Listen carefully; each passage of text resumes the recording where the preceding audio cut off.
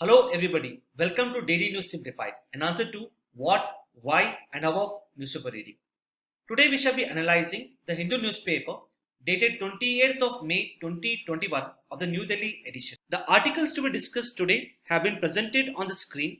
Timestamping for the same has been provided in the description box below. Let us begin our today's discussion. Before we begin with the discussion, here is a very important announcement for you in case you are confused about which optional subject to choose, how to find the best teachers, and where is the right kind of academic support for your optional papers, and above all, how to actually prepare for the same during these very difficult and challenging times. Then let me tell you that RAU'S IAS has the best solution for your optional subject related problems. And for this very reason, we are going to conduct 3 live online counseling sessions in which Vikram sir is going to talk about sociology, Indrajit sir is going to talk about geography, and Paramjeet sir is going to talk about history on 29th of May. These optional batches are starting from 4th of June 2021 via live online classes. Now consider this as a call to all those who wish to completely cover the optional subject by December 2021. Now this will ensure timely coverage of optional subject, and then you can focus your attention completely on prelims from January or February 2022. Now as you all know that RAU'S IAS is offering guidance for political science, public administrations, history, sociology, geography, economics and psychology from Delhi, Jaipur and Bangalore centers, and all these counseling sessions have already been taken by our faculties on 22nd of May. The video of the rest of the sessions conducted on the same day are available on RAU'S ELEARN platform. Sign in to your free ELEARN account and watch these videos available under video series Optional Counseling 2021. Let us now begin the discussion. The first article in today's newspaper appears on the editorial page number 6. The article is titled as 9-pin bowling aimed at free speech and privacy. The article that we are going to discuss here shall be important mainly with respect to GS Paper 2, Polity and Governance. Before discussing the various facets related to this particular article, let us first get into the background and understand the underlying issue. See, in the month of February 2021, the Union Government had notified the Intermediary Guidelines and Digital Media Ethics Rules 2021.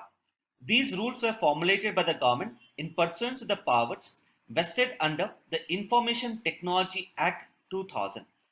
The idea behind the formulation of these rules was to bring the social media platforms, messaging platforms, digital news platforms under the ambit of the government's rules and regulations.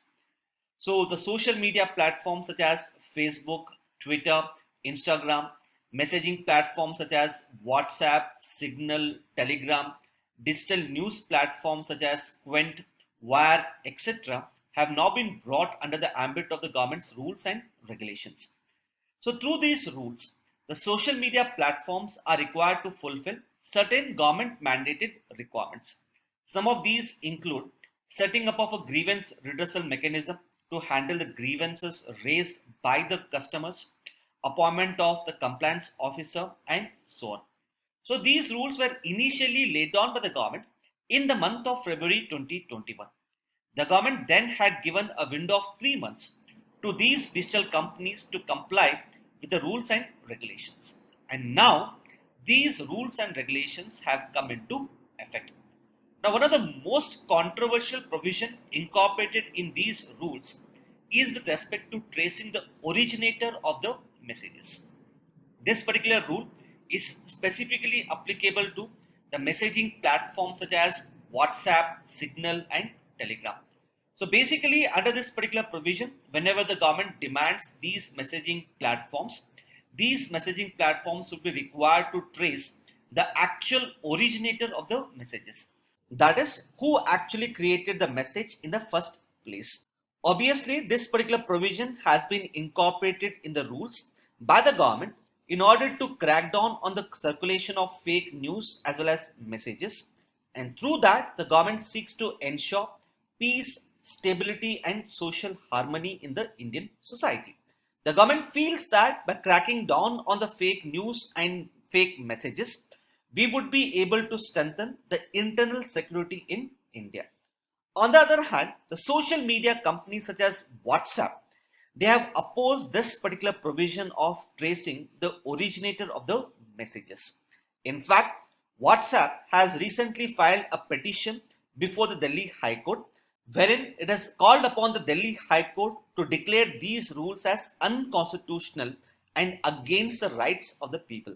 WhatsApp has argued that if the government forces it to track the originator of the messages, this would put an end to the end-to-end encryption which is followed by WhatsApp as well as some of the other messaging platforms. So if the end-to-end encryption ends, then anyone would be able to easily decrypt the messages, and if you are able to decrypt the messages easily, this would violate the fundamental rights of the people to right to privacy as well as right to freedom of speech and expression. So basically, this particular provision of tracing the originator of the messages has created an intense debate and controversy. On one hand, this has been opposed by WhatsApp because WhatsApp believes that this goes against the fundamental rights of the people. On the other hand, the government believes that this particular tracing of messages is extremely important in order to ensure peace and stability in the Indian society. So basically here there is a tussle between the right to privacy of the individuals versus the need to maintain law and order. So because of the nature of conflict which has been created here, this particular topic would become quite important for your mains examination. And as you can see in one of the previous year mains question paper, already UPSC has asked a question with respect to the right to privacy. The question here was, examine the scope of fundamental rights in the light of latest judgment of the Supreme Court on the right to privacy. So as far as your UPSC examination is concerned, there are two things which become quite important. The first one is the features, rationale, benefits and challenges of the new rules laid down by the government of India. Now these aspects have already been covered in our DNS dated 26th of February 2021 by Mangal Sir. The other aspect is related to the traceability of messages, wherein what are the arguments and counter arguments in favor and against the traceability of messages, and what should be done in order to harmoniously resolve the conflict between the right to privacy and the need to maintain law and order.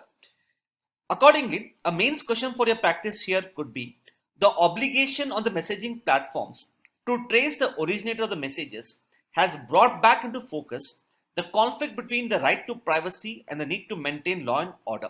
Examine various issues involved in this conflict. So let us get into this particular issue now and then get into the arguments and counter arguments put forth by WhatsApp and the government and how this particular issue can be resolved harmoniously.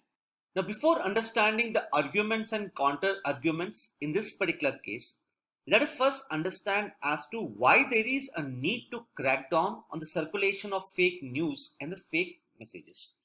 See, most of us receive the WhatsApp forward from our family members and friends. Now, when we receive such messages, without checking the authenticity of these messages or without ascertaining whether the information contained in these messages is correct or false, most of us tend to forward these messages to others. In some of the cases, some of these WhatsApp forwards are quite harmless. For example, messages such as declaration of Prime Minister Modi as the best Prime Minister of the world by UNESCO, declaration of Jana Gana Mana as the best national anthem of the world by UNESCO, etc. Now these fake messages are quite harmless and they do not disturb internal peace and stability. But we must understand that at the same time, there are some WhatsApp forwards which actually spread disinformation. Some of the fake WhatsApp messages can actually lead to communal violence. For example, fake messages related to cow slaughter, attack on religious places, attack on a particular caste in a local area. This can lead to communal violence, promote hatredness between different castes, different religions, different communities, and so on. For example, in the year 2012, there was a fake message which was circulated in the city of Bangalore.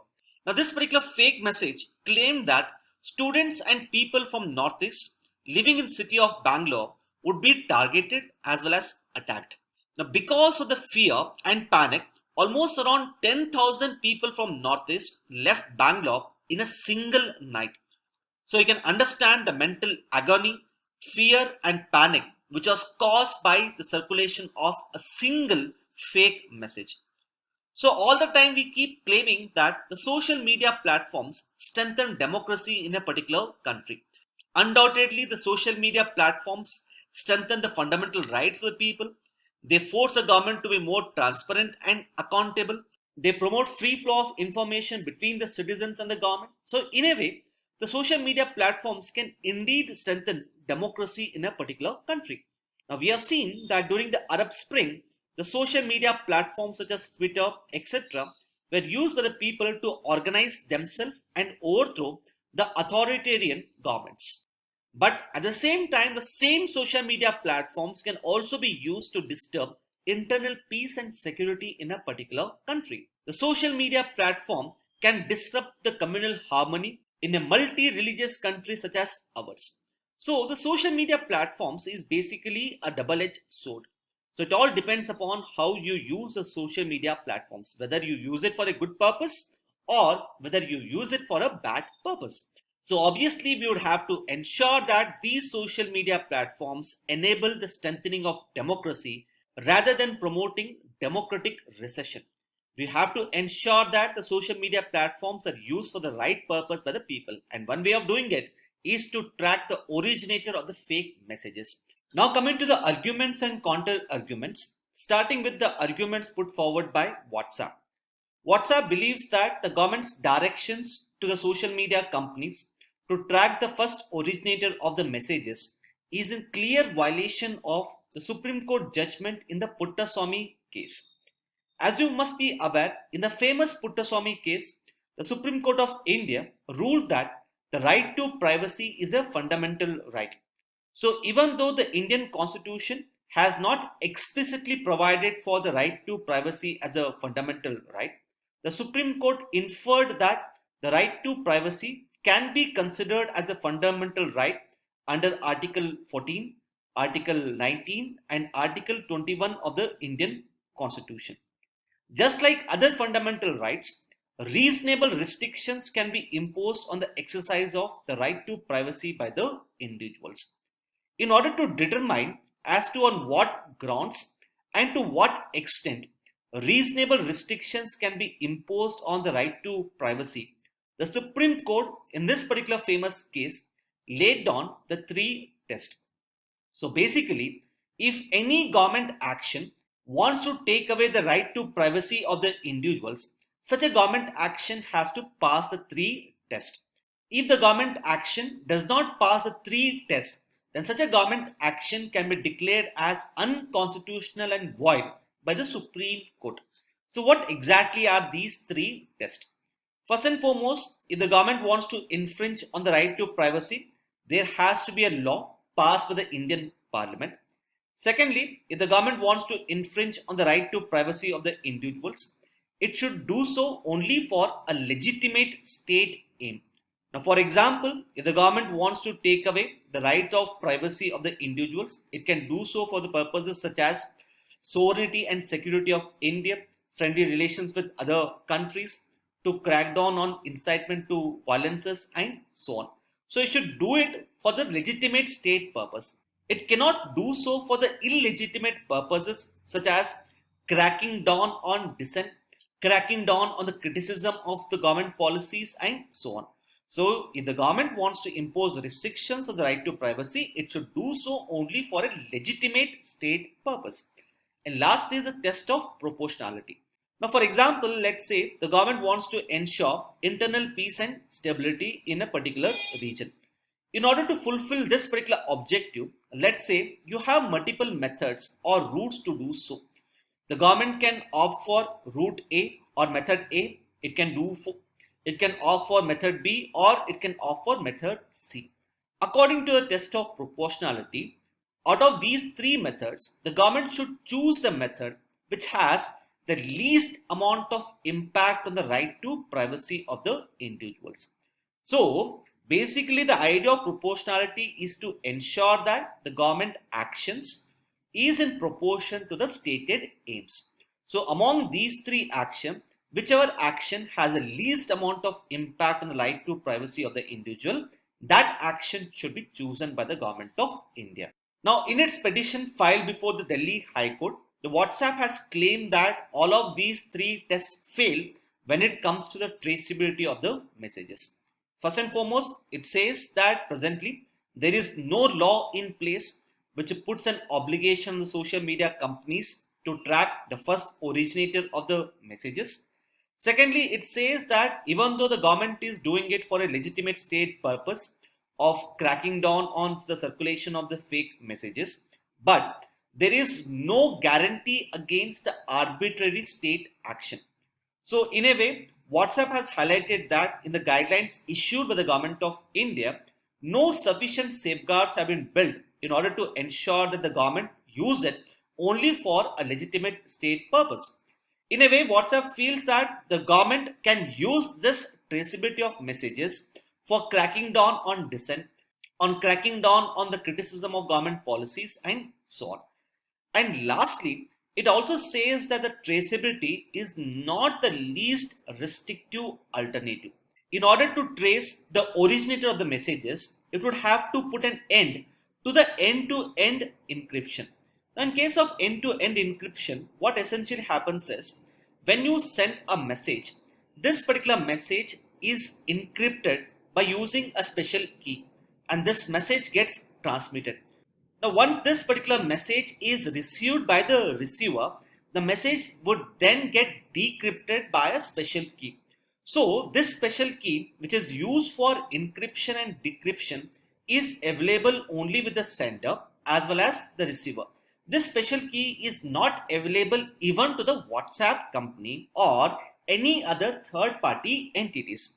Now, this encryption and decryption take place at the backend level when you transmit the messages. So if WhatsApp is required to trace the first originator of the messages, then WhatsApp would have to read each and every message which is sent between its users on the platform.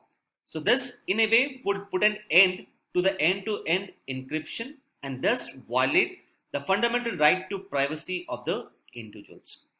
So with respect to these arguments put forward by WhatsApp, the government of India has come up with its own counter arguments. The government has counter-argued that whatever rules and guidelines it has laid down, these rules and guidelines would pass the three tests laid down by the Supreme Court in the Puttaswamy case.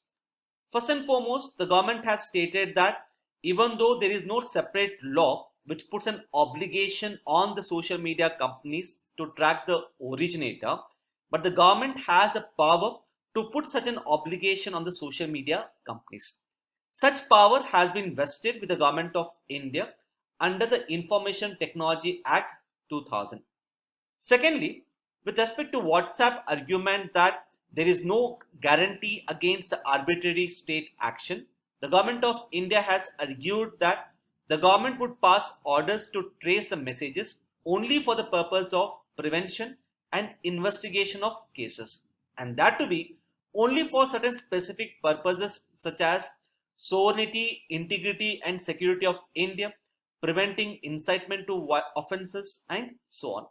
Thirdly, with respect to proportionality test, the government has actually given an assurance that the government would adopt the traceability option only when all other options have been adopted and they have proved to be ineffective. So in a way, the government has assured that the traceability option would be used as a measure of last resort. Apart from challenging WhatsApp on legal grounds, the government is also challenging WhatsApp on moral and ethical grounds. In particular, the government has highlighted the double standards of WhatsApp with respect to protecting the right to privacy of the individuals. Now, WhatsApp argues that the traceability feature introduced to the government's rules and regulations would violate the right to privacy of the individuals.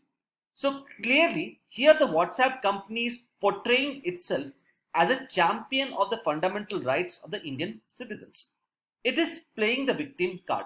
It is showing to its customers that it genuinely cares for its fundamental rights. So far, so good. But what about the new WhatsApp privacy update? As you know, according to the new privacy update of the WhatsApp, WhatsApp will be able to share the user generated data with the third party apps, including Facebook. So where is the right to privacy in this particular case?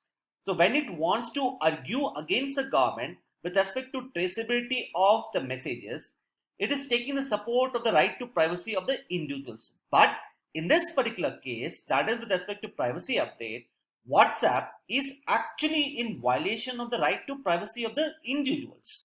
So on one hand, it is supporting the right to privacy of the individuals when it is fighting against the government, while on the other hand, in order to maximize its own profits, it is violating the right to privacy of the individuals. So basically here, the government is seeking to expose the hollowness of the WhatsApp claims on ethical and moral grounds. The next aspect is with respect to violation of fundamental rights. As I stated earlier, WhatsApp claims that the traceability of the messages would lead to violation of the right to freedom of speech and expression, violation of the right to privacy, and so on. Now, with respect to this particular argument, the government believes that as it is, the Supreme Court has said that reasonable restrictions can be imposed on the right to privacy, and tracing the first originator of the messages is one of the reasonable restrictions. This becomes a reasonable restriction because the government is doing it for a legitimate state purpose. Nextly, the WhatsApp claims that the government rules and regulations is against the spirit of the Parent Act, that is the Information Technology Act.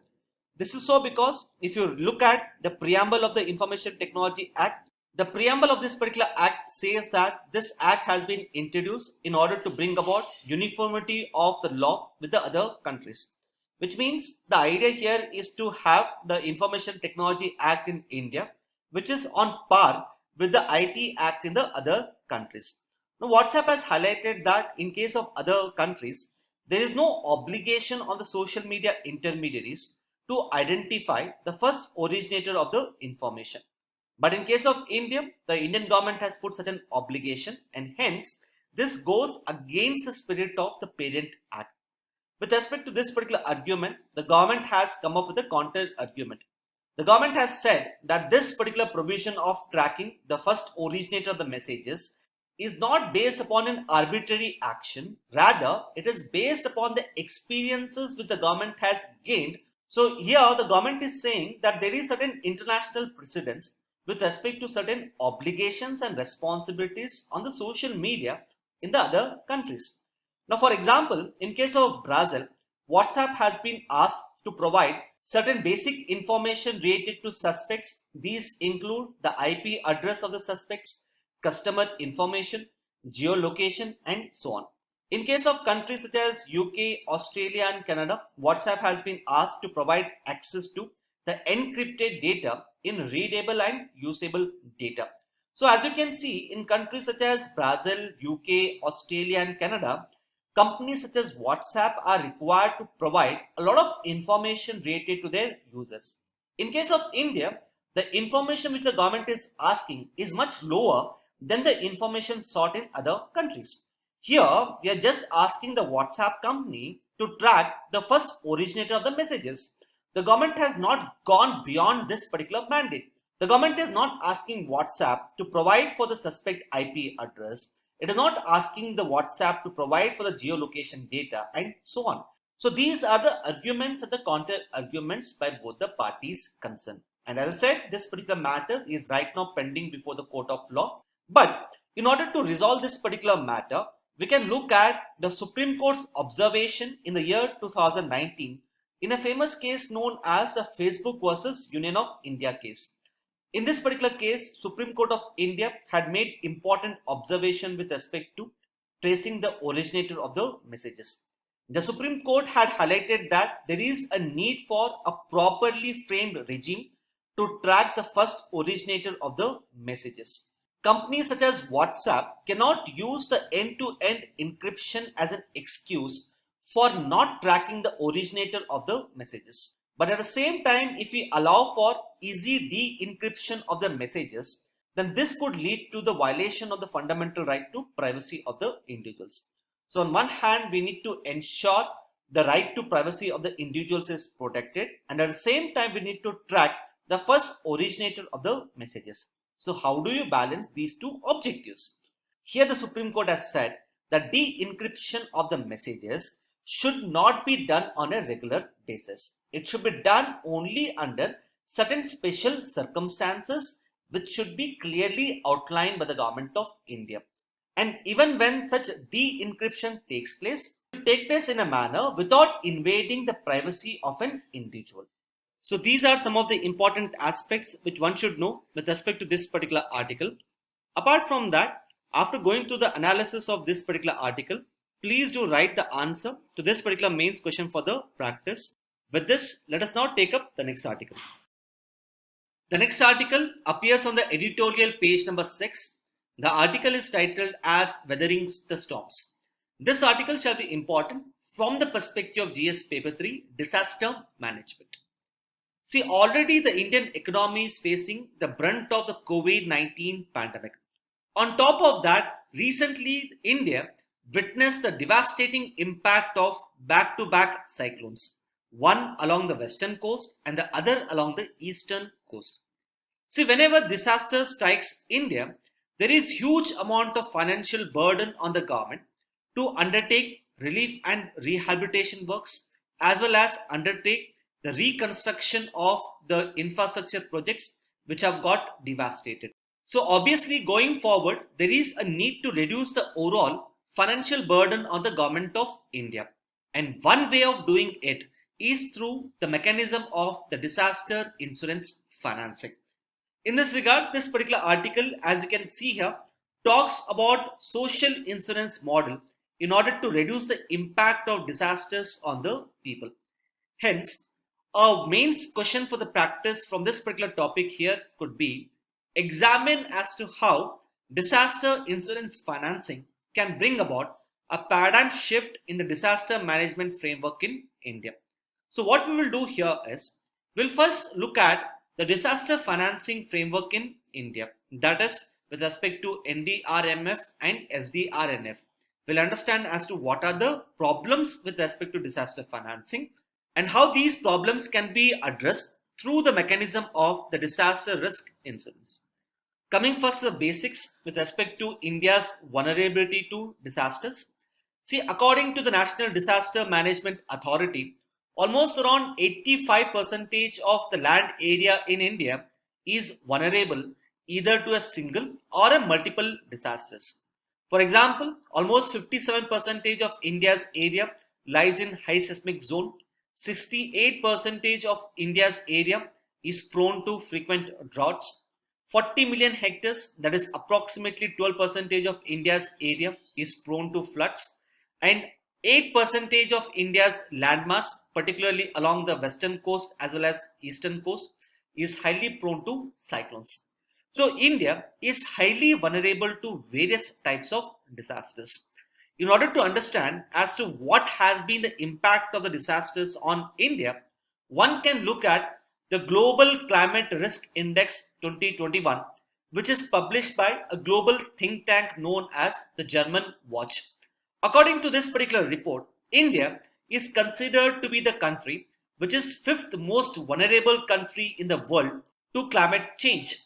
In the year 2017, India witnessed second highest deaths due to the natural disasters, and the amount of economic losses faced by the Indian economy is fourth highest in the world. So the frequent disasters in India has led to loss of large amount of lives. It has disrupted the livelihoods of the people. It has led to the loss of properties built by the people, and it has also led to the destruction of various infrastructure projects built by the government of India as well as the private sector. Now, in order to provide for the disaster financing, right now we have the National Disaster Risk Management Fund at the central level and the State Disaster Risk Management Fund at the state level. Now, the National Disaster Management Act 2005 provides for NDRF at the central level and the SDRF at the state level. Usually, the Finance Commission decides as to what should be the total corpus of NDRF and SDRF. Once the total corpus is decided, the center then allocates money for the NDRF. This money is basically allocated by the center through two ways. One, through the budget allocation, and second one is through the imposition of the National Calamity Contingency Duty. This duty is basically a kind of surcharge on excise duty and customs duty on some of the products such as alcohol, cigarettes, petroleum products, and so on. So whenever any entity is paying the excise duty and customs duty on any of these products, in addition to excise duty and customs duty, they would be required to pay additional tax, and that we call it as surcharge. So whatever money the government collects through the National Calamity Contingency Duty is then used for NDRF. As far as the financing mechanism for SDRF is concerned, the financing for SDRF is provided both by center as well as states in a defined proportion. For the general states, the proportion is 75:25. That is 75% of the money is provided by the center and 25% of the money is provided by the respective state government. The proportion for the northeastern and the Himalayan states happens to be 90:10. Now, one of the biggest problem with respect to NDRF and SDRF is that the money lying under these funds can be used only for providing rescue and relief operations. They cannot be used to mitigate the impact of disasters. Now, for example, let's say there is a particular state which is frequently affected by floods. Now, NDRF and SDRF can be used only for providing rescue and relief operations. It cannot be used in order to mitigate the impact of disasters. For example, it cannot be used to create flood embankments which can actually reduce the impact of the floods. Please do note that the Disaster Management Act 2005 actually provides for the setting up of the mitigation funds, but these funds have not been set up. That is why the Finance Commission has recommended the center as well as states to set up the mitigation funds at the respective level. Once these mitigation funds are set up, they would have to merge these funds with the response funds at their respective level. For example, at the center level, NDRF and NDMF should get merged and it should lead to the formation of a new fund known as the National Disaster Management Fund. Similarly, at the state level, we need to set up the State Disaster Response Management Fund. Now, as you can see, 80% of the money under these two funds would have to be used for rescue, relief and rehabilitation works, and remaining 20% of the money can be used for the purpose of mitigation. Now, this particular recommendation given by the 15th Finance Commission has already been accepted by the Government of India, and these two funds have been set up both at the central level as well as state level. Now, in spite of setting up of these two funds, we still have a number of problems with respect to the disaster financing. First one is obviously insufficient funds. See, recently we have faced disasters on a large scale such as the floods in Kerala, Chennai floods and so on. And this has clearly highlighted that the amount of funds which have been provided for is quite insufficient. Secondly, as highlighted before, there is over-reliance on government's funding and there is less amount of emphasis on attracting private sector investment for the disaster management. Thirdly, there is more focus upon providing for rescue, relief and rehabilitation works and less amount of focus on mitigating the impact of disasters. Like as you can see here, even now 80% of the money would have to be provided for rescue, relief and rehabilitation, and remaining only 20% could be used for the purpose of mitigation. So there is over emphasis on relief and rehabilitation and under emphasis on mitigating the impact of disasters. And lastly, so far we have focused less upon bringing about behavioral changes in the people. For example, we are so far not focused upon discouraging the people from building houses in those areas which are highly prone to floods. Similarly, we have not focused much on discouraging people on constructing houses in the areas which are considered to be highly prone to earthquakes. At the same time, we have failed to encourage the people to build disaster resilient infrastructure. So through the mechanism of financial incentives and disincentives, we can actually bring about behavioral changes in the people. This is actually part of the behavioral economics. Anyways, now coming to the disaster risk insurance here. So let's understand as to what exactly is the disaster risk insurance. Now, all of you know that the government has come up with a large number of insurance programs for the benefit of the people. For example, we have a health insurance in the form of Pradhan Mantri Jan Arogya Yojana. We have the crop insurance program in the form of Pradhan Mantri Fasal Bima Yojana.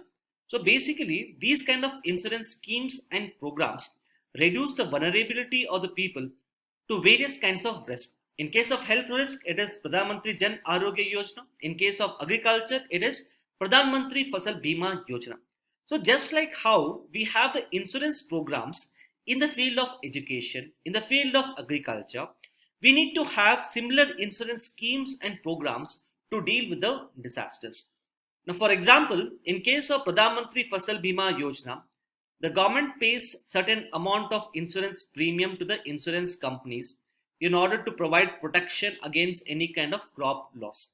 So because of any unforeseen circumstances, if the farmers face crop losses, then in that particular case, the insurance companies would come into picture and compensate the loss to the farmers. So when we have an insurance program to cover the risk against the crop loss, why should we not have an insurance program or a scheme to cover the loss arising from the disasters? That is the basic idea behind the disaster risk insurance. Basically, such kind of disaster risk insurance should be made available against all form of disasters, and this should be made applicable for all the entities such as the government, private sector, household sector, etc. For example, the government can take the insurance for the public assets which it has created. For example, the government can take insurance for the roads, railway lines, transmission lines, the infrastructure in ports, and so on. Similarly, the private sector entities which are involved in construction of various infrastructure projects, they should also take insurance to cover the risk against the disasters. The same should be made applicable even for the household sector. Now, with respect to the household sector, as you can see in case of Pradhan Mantri Jan Arogya Yojana, it is the government which is bearing the entire burden of the premium on the health insurance of certain poor and vulnerable sections of Indian society. Similar to that, in case of the disaster risk insurance, the government should bear the entire insurance premium for the poor and vulnerable households. So the working mechanism of this disaster risk insurance is quite simple. We should pay a premium to the insurance company, and we should get insured for losses such as the property damage, business interruption, interruption to the livelihood, disability, loss of lives, etc. So this insurance mechanism would get triggered in the event of disasters. So whenever there is huge loss of livelihoods or the loss of property, the insurance company would pay for the loss, and this in a way would reduce the financial burden on the government of India. So there are a number of benefits associated with the disaster risk insurance. First and foremost, we will be able to provide for timely financial relief and rehabilitation, and hence prevent the people from falling back into poverty. We would be able to diversify the risk away from the government towards the private sector. Thirdly, see, in the field of insurance sector, the amount of premium which you are required to pay would depend upon the risk which is involved. Higher the risk, higher the premium. For example, if you are constructing your house in a flood prone area, then obviously you would be required to pay a higher premium. On the other hand, if you are constructing your house in an area which is less prone to flooding, then you would be required to pay less amount of premium. So in a way here, this premium which you are required to pay can act as an incentive or a disincentive, and hence bring about behavioral changes in the people. For example, the insurance companies would charge higher premium for constructing the houses in the flood prone areas, and hence the people would be discouraged to construct houses in such areas. Similarly, the insurance companies would require the people to pay lower premium if the houses or the buildings which they have constructed are more disaster resilient. So in order to reduce the premium, people would obviously construct infrastructure which is more resilient to disasters. So in a way here, financial incentives and disincentives can bring about behavioral changes in the people. So this is what is behavioral economics. So we are trying to bring about behavioral changes in the people through the market-based mechanism. So one of the biggest advantage associated with the disaster risk insurance is that it will be able to bring about the behavioral changes in the people.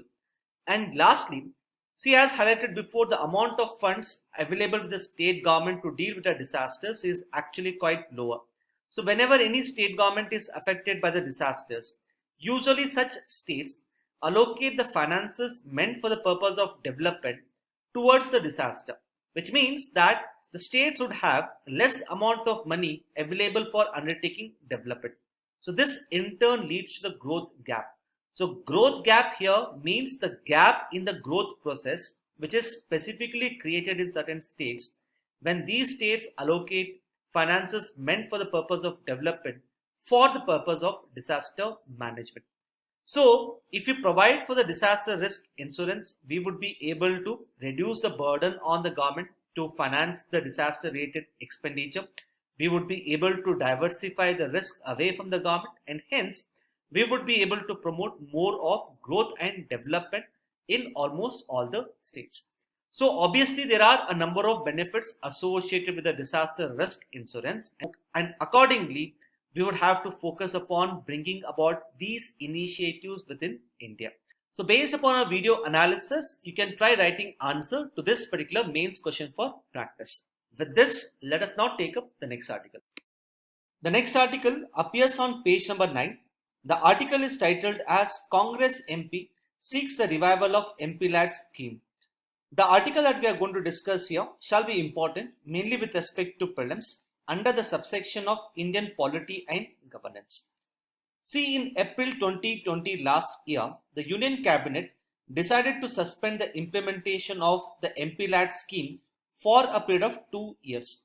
This was basically done in order to ensure that whatever money is saved due to the non-implementation of MPLADS scheme, this money can be put into Consolidated Fund of India, which then can be used to provide the relief operations to the people who have been affected because of the COVID-19 pandemic.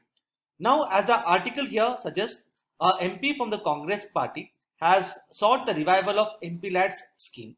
Now, as far as your prelims examination is concerned, you should basically understand certain basic features about the MPLADS scheme. And as you can see, a question on MPLADS has already been asked in prelims 2020. So let us understand certain basic details about the MPLADS scheme from the perspective of the prelims examination. See, MPLADS scheme stands for the Member of Parliament Local Area Development Scheme.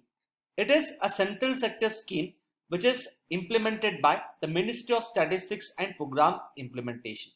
So when we say that it is a central sector scheme, it means that it is 100% funded by the central government. Under this particular scheme, all the members of parliament are allocated with rupees 5 crores every year. Once this particular money is allocated to the members of parliament, the members of parliament can then recommend works to be completed in their constituency. Basically, they can recommend works which can lead to the creation of certain durable assets related to the creation of both physical infrastructure as well as the social infrastructure. Now, this recommendation is then forwarded to the concerned district authorities, in this particular case, the district collector. So, the recommendations are given by the respective members of parliament. Ultimately, the district authorities would sanction the eligible works and then they would implement these sanctioned works. Now, with respect to the members of parliament, I hope you must be knowing that basically we have both elected MPs as well as the nominated MPs. The elected MPs in the Lok Sabha, they can recommend for the works in their own constituency. Since they are elected from a particular constituency, they will recommend for works within their own constituency. The elected MPs in Rajya Sabha, they are not elected from a particular constituency. Rather, they are elected from a particular state. Hence, the elected MPs of Rajya Sabha, they can recommend for works to be completed in any of the constituencies in the state from which they are being elected.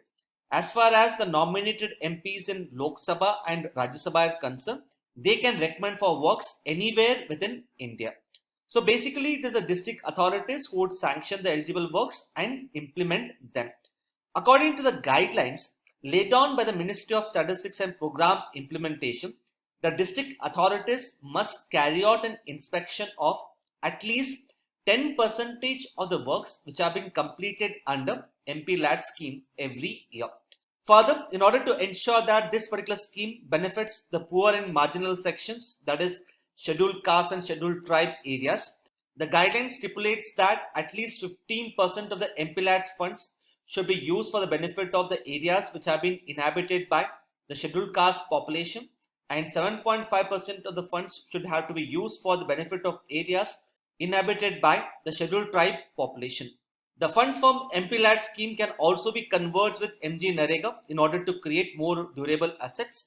And one of the most important aspects of this particular scheme is funds once allocated under this particular scheme remain non-lapsable, which means for a particular year, if the funds are allocated to a member of parliament and if the member of parliament has failed to completely use the entire amount by the end of financial year, these funds do not lapse.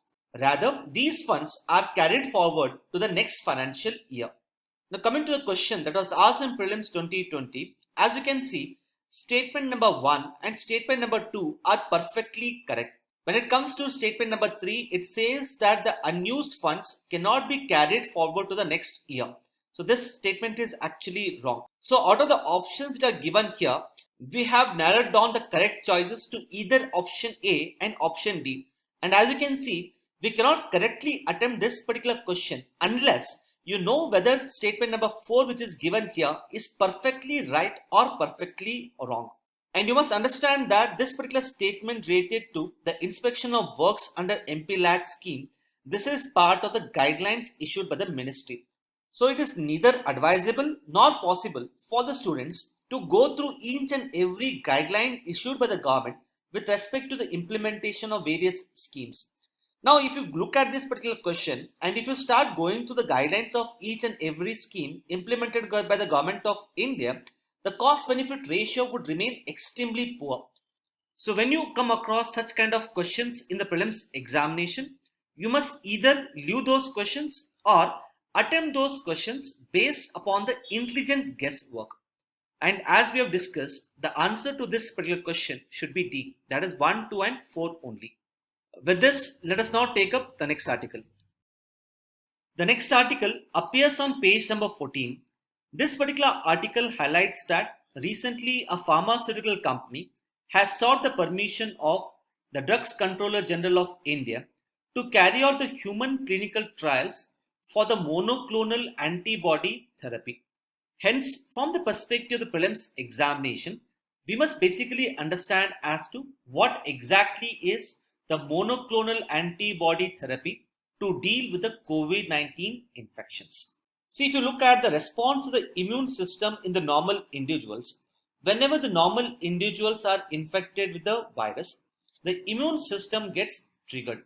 The immune system recognizes these antigens associated with the viral infections, and in response to these antigens, the immune system then develops the antibodies. Now, these antibodies are developed over the next 10 to 20 days. Once these antibodies are developed, these antibodies would be able to neutralize the antigens associated with the virus. Now, this is what happens in case of normal individuals. But in case of the immunocompromised patients, that is those people whose immune system has got suppressed or compromised. These people basically include the people with high blood pressure, people with diabetes, people suffering from kidney failure, and so on. Now, in these immunocompromised patients, the development of antibodies is a much slower process. So, by the time the antibodies get developed in these patients, the virus would have actually spread throughout the body, and this could lead to a higher risk of infection, particularly the lung infection. So the delay in the development of antibodies in the immunopatients in turn raises the risk of infection. So for the benefit of the patients whose immune system has got compromised, we do have the monoclonal antibody therapy. Now in case of monoclonal antibody therapy, we are actually making proteins that act like a human antibodies in the laboratory. So these man-made proteins are capable of being produced outside the human body in the lab, and once they are injected into the patients whose immune system has got compromised, they can act like human antibodies and then neutralize the virus. Now coming to a difference between the plasma therapy and the monoclonal antibody therapy. Now I hope all of you must have heard about the plasma therapy. Now both the plasma therapy as well as monoclonal antibody therapy involve the injection of antibodies in the patients to fight the infection. But in case of plasma therapy, we are actually injecting the actual human antibodies which are taken from the patients who have got recovered from COVID-19. Whereas in the monoclonal antibody therapy, we are not injecting the actual human antibodies. Rather, we are injecting man-made proteins that have the capability to act as the actual human antibodies once injected into the immunocompromised patient's body. So basically, these proteins are produced in the labs. As far as the development of monoclonal antibodies is concerned, not very important from the perspective of the prelims examination. Nevertheless, let us briefly understand as to how they are produced in the labs. In order to produce the monoclonal antibodies, the researchers take two types of cells, that is myeloma cells and the lymphocytes. The myeloma cells are basically those cells which are capable of undergoing very fast replication or the division. So they have the capability to undergo much faster division outside the human body. Now these myeloma cells are in turn fused with the lymphocytes, that is the white blood cells, which are responsible for the production of antibodies. Now once these two types of cells are fused, what we get is hybridoma. Now these hybridoma would display features of both myeloma cell as well as lymphocytes. The features of myeloma cell that get incorporated into hybridoma is a faster production. The features of lymphocytes that get incorporated into hybridoma is the production of antibodies. So basically, by fusing two types of cells, we are able to produce antibodies in a much faster manner in the patients whose immune system has got compromised. So this is all you should know with respect to the monoclonal antibody therapy. With this, let us now take up the next article. The next article appears on page number 6 and is titled as Incorporating the Limits. See, all of us have been given the fundamental right of speech and expression. We need to utilize this particular fundamental right in a responsible manner. We cannot abuse our fundamental rights to spread hatredness between the communities. We cannot abuse our fundamental rights to incite the violences. But unfortunately, in case of India, the fundamental right of speech and expression given to the people has been misused. This has been misused in the form of hate speech, wherein people have expressed their views and opinions in such a manner in order to promote enmity between the communities or to incite the violences. Now presently, the Indian Penal Code has not correctly defined as to what constitutes the hate speech in India. In this regard, the Home Ministry had appointed a committee to look into the various aspects of hate speech. So this committee appointed by Home Ministry is required to define as to what actually constitutes the hate speech, and it is also required to give recommendations as to how the hate speech has to be countered. The committee has so far not submitted its recommendations. Now this particular article in today's editorial basically discusses as to what are the likely recommendations which could be given by this particular committee. So since this particular committee has so far not submitted its report, we will wait for the report to be submitted. As and when the report is submitted, we will be discussing this particular topic of hate speech in much greater detail. As of now, I would suggest you to go to the DNS dated 21st of September 2020. In this particular DNS, Navid sir has discussed in much greater detail about various aspects of hate speech, including its impact on Indian polity and Indian society. So you can go through this particular DNS to understand various aspects of hate speech in India. With this, we have come to the end of today's discussion. Now the answer to the question that was asked in yesterday's DNS is option C.